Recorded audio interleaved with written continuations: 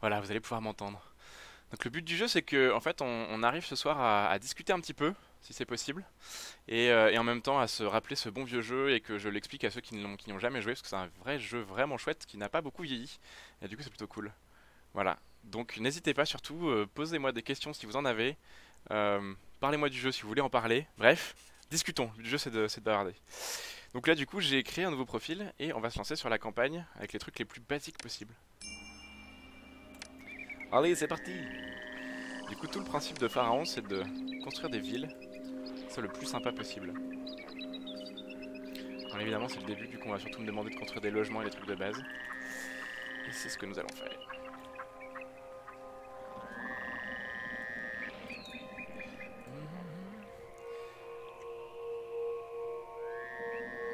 Allez, arrête de ramer le jeu. Parfait.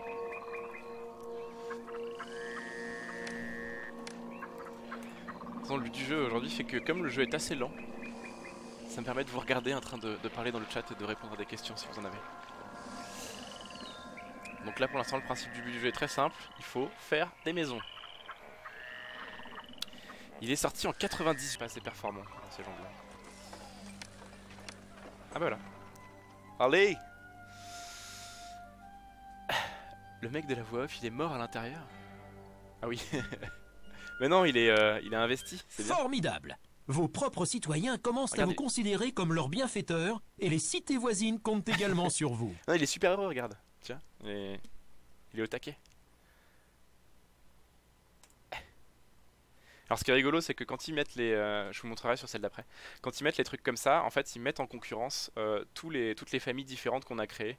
Donc par exemple, j'ai créé une famille de tests pour pouvoir me remettre au jeu avant de vous en parler. Qui s'appelle les Hydralogoi. Et il t'explique que les Hydralogoi sont encore plus loin que toi et que c'est encore eux qui règnent sur l'Egypte. Enfin, sur cette région en tout cas. Allez, c'est parti. Je crois qu'on va avoir une nouvelle De cinématique. puissantes tribus émergent en Mettez-moi cette groupes 3D. séparés le long du Nil sacré, La qualité! menant leur peuple avec la force de la volonté et de l'esprit. Pour dompter une nature hostile et faire émerger l'Égypte. Oh, c'est beau. Les villages deviennent des cités prospères. Ouais, c'est classe ou pas? Les briques, baignées par le soleil du désert, Enfin, ceci dit, sur les représentations égyptiennes, deviennent des les mecs tombes sont sacrées vraiment tous destinées super bien à rasés quoi. abriter à jamais les âmes des nobles des feux.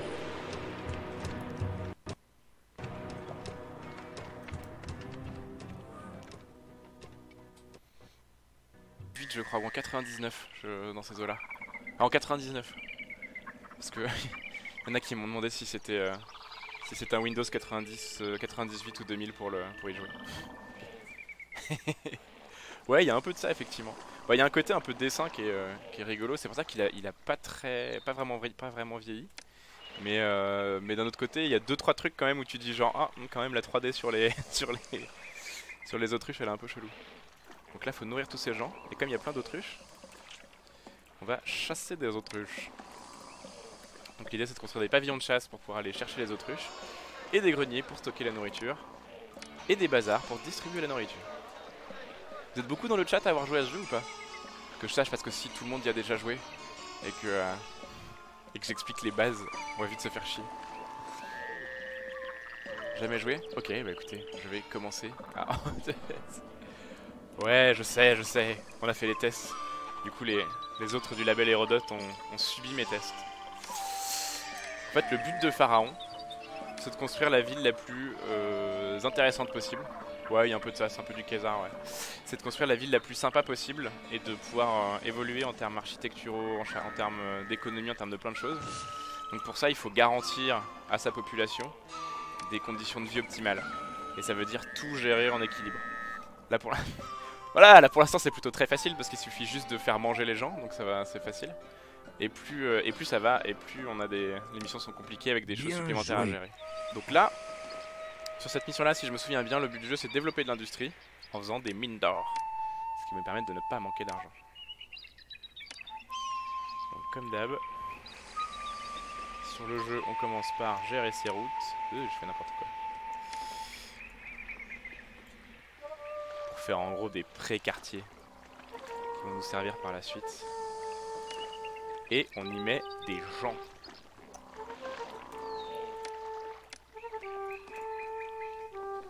Et ouais. Alors ce qu'il faut savoir c'est qu'avec Iseniel qui est là, on a testé pendant un certain temps, voire même un temps certain, comment est-ce qu'on pouvait intégrer du 4 tiers sur des formats qui sont clairement pas faits pour ça. Sur un jeu qui n'est clairement pas fait pour ça. Et ça a été un petit peu l'aventure, je pense qu'on peut le dire. Donc là c'est toujours le même système, hein, c'est-à-dire qu'on a nos petites maisons, on a nos points d'eau pour les maisons. La chose après c'est la bouffe, du coup ça chasse l'autruche. Et il faut pas oublier de distribuer la nourriture avec des petits bazars.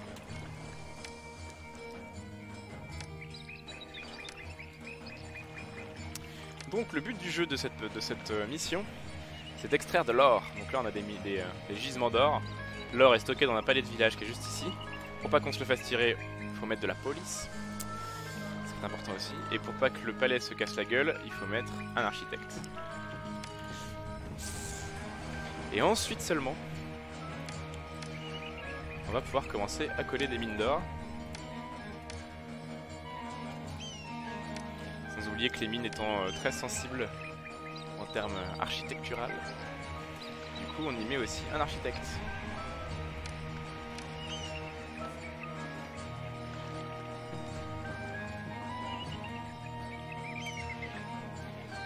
Et Zeus, j'ai jamais été très fan. Zeus, le maître de l'Olympe, c'est la suite entre guillemets, c'est le même principe mais dans la Grèce antique pour ceux qui connaissent pas.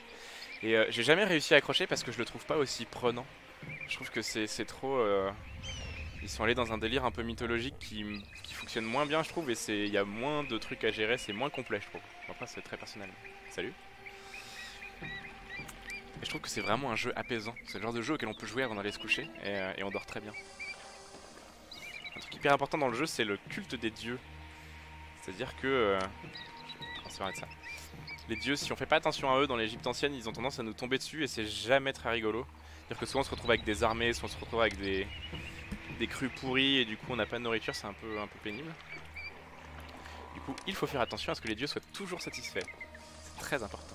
Donc pour ça on leur fait des temples, on leur fait des petits sanctuaires comme ça, on peut mettre un peu partout. Et puis on peut organiser des fêtes. Du coup on va organiser une fête. Hop. Donc là le but du jeu, parce que ça avance très vite comme c'est le début, c'est maintenant de créer du divertissement. Et pour ça nous allons construire des écoles de jonglerie. Avec des petits étals à des carrefours comme ça, de manière à ce que les jongleurs puissent se produire. Ah, j'ai pas mis assez de pompiers. J'ai pas mis assez de pompiers, du coup j'ai des incendies qui se déclenchent fort. On va en rajouter rapidement. On va voir ici et là. Hop. Bon, c'est pas grave, parfois ça brûle, parfois non. Ce sont les aléas du direct.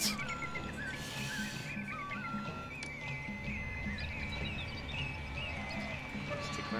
Chaumière, ok. Donc ouais, tout le jeu repose vraiment sur un équilibre et là on voit que j'avais clairement oublié de mettre des pompiers puisque toute la ville est en train de brûler. Voilà. Grosse classe, grosse maîtrise du jeu. Grosse maîtrise du jeu finalement. Voilà, du coup comme il y en a vachement, les flammes sont rapidement...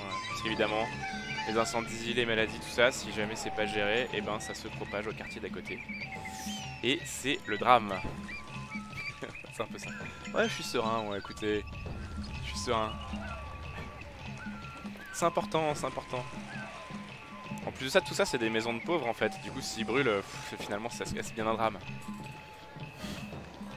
Ouais, alors moi sur ce genre de jeu, vous allez voir ça, c'est probablement sur la mission d'après, je suis un spécialiste des endettements à répétition. C'est-à-dire que... Voilà, c'est n'importe quoi. Je suis un spécialiste des endettements à répétition, c'est-à-dire que en règle générale, je construis tout super vite. J'atteins tous mes objectifs super vite. Sauf pour ce qui est de garder l'argent. Ouais, là en termes d'incendie, ça craint un peu. Et dans ce cas-là, j'aurais dû faire un truc que je n'ai pas fait. C'est regarder la carte des problèmes. Ah! Ça fait n'importe quoi. Excusez-moi.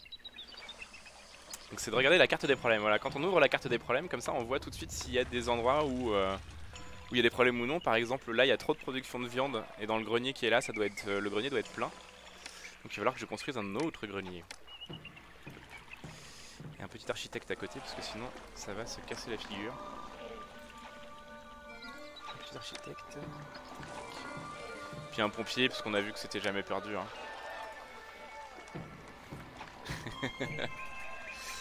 Non mais attendez, le but de Pharaon c'est de construire des pyramides quand même. C'est de faire des temples, c'est de faire des trucs comme ça. Des petites chaumières comme ça de... Hein, en terre et en je ne sais quoi. On s'en fout. Nous ce qu'on veut c'est de la maison blanche. Il faut savoir que dans Pharaon, toutes les maisons, enfin les maisons, plus elles sont blanches, plus elles sont d'un statut élevé. C'est à peu près comme ça qu'on arrive à savoir. Et dans certaines missions, il faut développer des gros quartiers de maisons de riches. Donc ouais, il y a la carte des problèmes. Hop. Là par exemple, il n'y a pas de main d'œuvre, ça c'est ce que ça veut dire. Et après, il y a des cartes spécifiques pour tout. Ça c'est la carte de l'accès en eau. Il y a des porteurs d'eau qui passent et puis il faut voir que tout le monde en est. Ouais, ça a l'air d'aller. La carte des risques d'incendie, tiens c'est important les risques d'incendie. Je sais pas si on en a parlé déjà dans le... Non. Ouais c'est vrai que c'est un merde séché. Il y a la criminalité, mais en criminalité on est plutôt bien. Et tout ce qui est maladie et tout ça mais on en a pas pour l'instant. Tout ce qui est les loisirs c'est pareil, voilà on est assez bien couvert aussi. L'hygiène on en a pas parce qu'on a ni dentiste, ni pharmacien, ni médecin, ni embaumeur. Et la religion ça a pas l'air trop mal, par contre on va vérifier qu'elle ne soit pas... Voilà. De temps en temps, on va voir ses chefs. Et les chefs te disent si les dieux sont énervés ou pas, si le commerce c'est bien ou pas, ils te disent tout. Ouais. C'est basé sur une période historique plus spécifique dans l'Égypte antique. Alors, en théorie, ça vaut ce que ça vaut. En théorie, il y a une espèce de progression, c'est-à-dire que tu commences sur de l'Égypte vraiment ancienne, et plus tu vas, plus tu progresses. Et dans l'extension Cléopâtre, tu as effectivement la fin de l'Égypte antique, et tu as des parties macédoniennes également avec Alexandrie. Bon, après c'est un peu... Excellent! Vous venez de construire la noblesse tinnite voilà, et à chaque fois, ses efforts pour unir les terres du Nil sous un même on t'explique administrateur à quel point t'en es dans l'histoire avec un grand H. Pour l'aider dans sa mission. Chut, laisse-moi parler. Donc on t'explique où t'en es dans l'histoire avec un grand H. Et t'as des petits points historiques à chaque fois. Et ce qui est hyper chouette. Alors après ça a 20 ans, donc en termes de recherche c'est parfois un petit peu daté. Mais franchement ça va, je vais essayer de vous montrer. Voilà. En termes de recherche, donc on explique comment est-ce qu'il faut faire pour construire telle ou telle chose. Si on a envie de plus d'infos, on peut cliquer sur le point d'interrogation qui est là. Et là il y a énormément de données historiques. Par exemple si on clique sur la bière, voilà, on a vraiment des choses intéressantes. Et en plus de ça, et moi c'est un jeu que j'aime bien pour ça, ils n'hésitent pas à dire bon bah ça en fait on a des idées mais on n'en est pas sûr, il y a des recherches là-dessus et on verra bien. C'est exactement ce qui marque là si vous voyez. Okay, des recherches sont en cours pour tenter de répondre à ces questions. Et je trouve ça plutôt chouette. Est-ce que je vais tester d'autres jeux? Eh ben c'est pas impossible en fait, comme c'est mon premier et que c'est un test, je vais voir si jamais je finis cette soirée en pleurant et parce que j'en ai marre, je le ferai probablement pas. Mais, mais si on s'est bien marré tous ensemble, je le referai, il y a des chances que je le refasse. Ouais. Quel est le but du jeu? Alors là le but c'est d'apprendre l'agriculture, c'est hyper important dans Pharaon l'agriculture. Et comme dans l'Égypte ancienne, on se sert beaucoup du Nil. Donc on a toute une saison où le Nil est bas et auquel cas on a toutes ces terres fertiles là pour planter des trucs. Et ensuite sur la saison haute, l'eau remonte et il vaut mieux avoir fait ses réserves. Et ce qui est intéressant après quand on construit des monuments, c'est tous les gens qui sont dans les champs l'été, l'hiver les mettre sur les monuments. Voilà, donc on commence par se faire ces proto-quartiers.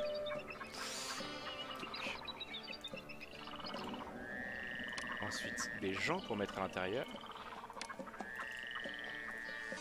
De l'eau. Parce que c'est important. Une caserne de pompiers parce que sinon on va encore avoir des problèmes. Et des champs pour nourrir ces gens. Oh oui, on est sur de la figue. On est plutôt sur de la figue cette fois-ci. Là voilà, nickel. Donc là on est sur de la figue. Donc il faut faire ces fameux champs. Et en théorie il faut faire des chantiers qui vont aller chercher la main d'œuvre. Et évidemment toujours le même système. Des greniers et des bazars pour distribuer la nourriture. Ensuite on se rajoute des architectes pour pas que les greniers ne tombent, c'est mieux. Mettre un là, ce sera jamais perdu. La place des fêtes parce que comme ça on pourra faire des fêtes si les dieux sont mécontents. Ouais, pour redire ce qu'on disait tout à l'heure par rapport à l'époque, les maisons, tout ça, enfin, ça reste globalement les mêmes. C'est les gros bâtiments qui vont vraiment changer et qui sont très emblématiques de telle ou telle période. Qu'est-ce qu'on a comme temple d'Osiris? C'est assez cohérent avec le fait qu'on fasse de l'agriculture. Vous voyez que le Nil est en train de se retirer. Mes paysans vont retourner dans les champs pour pouvoir remplir les 2 greniers qui sont ici. Un petit tour sur la carte des problèmes. Ça c'est normal, il n'y a pas assez de monde dans la cité. On va se faire un petit palais de village si j'avais perdu. Ça permet de lever l'impôt.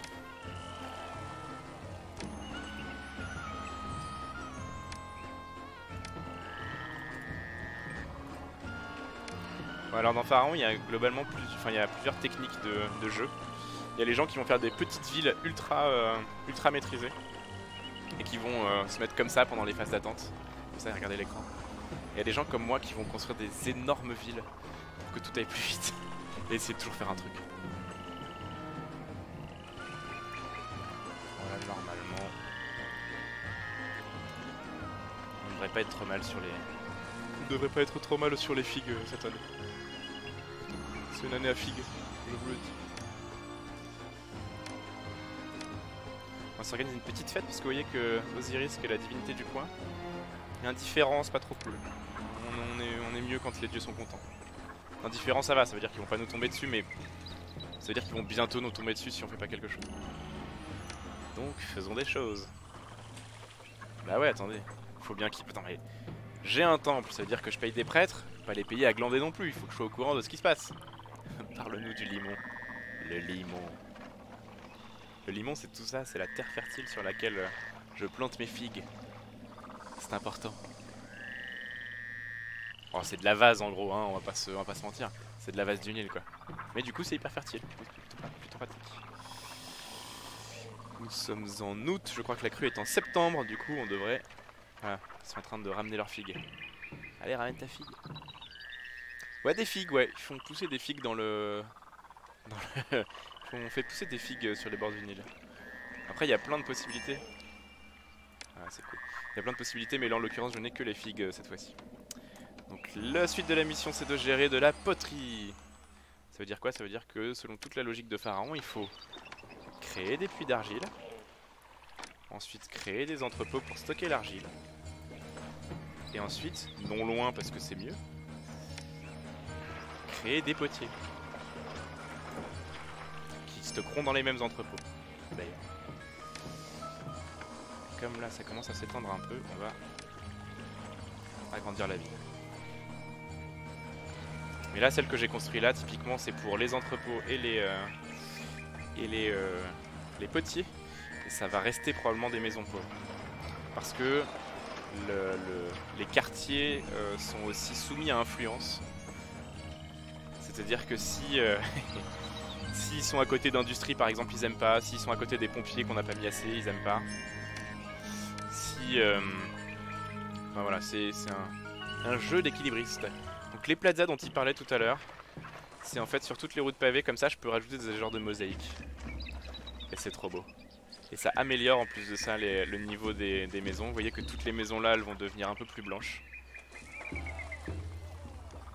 Et alors ce qui est étonnant dans ce genre de cas et dans ce genre de jeu, c'est que quand les maisons augmentent en standing, on voit des gens qui en partent pour aller s'installer dans des quartiers plus pauvres.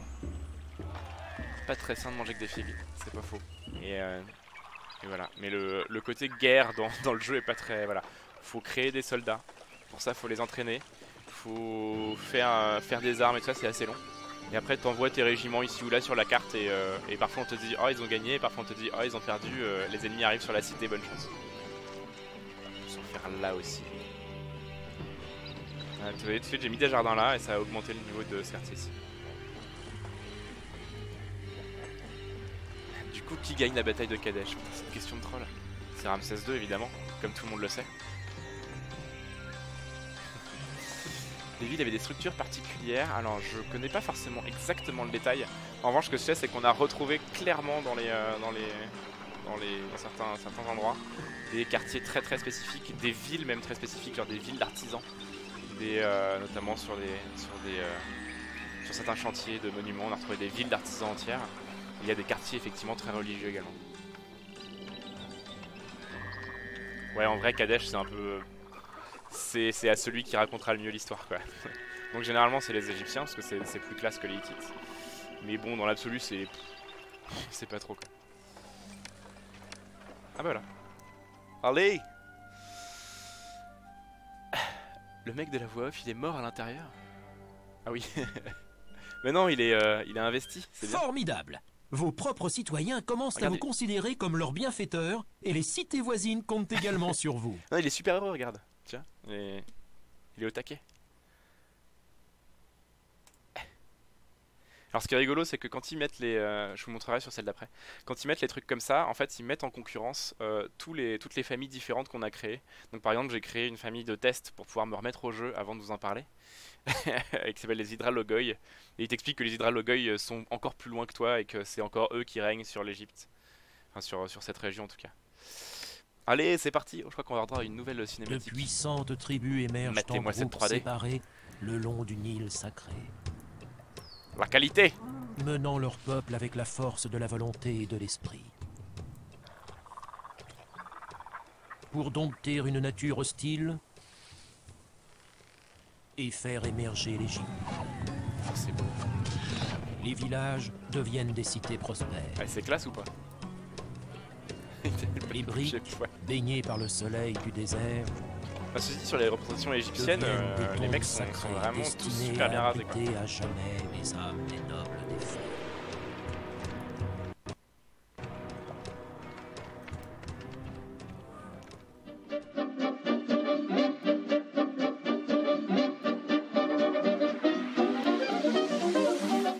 On peut changer les statuts? Je ne savais pas non plus. T'es sérieux? Si ça ferme le jeu, je t'en voudrais.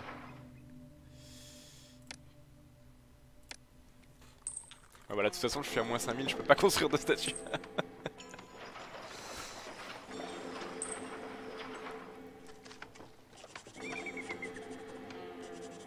Bon, ça remonte.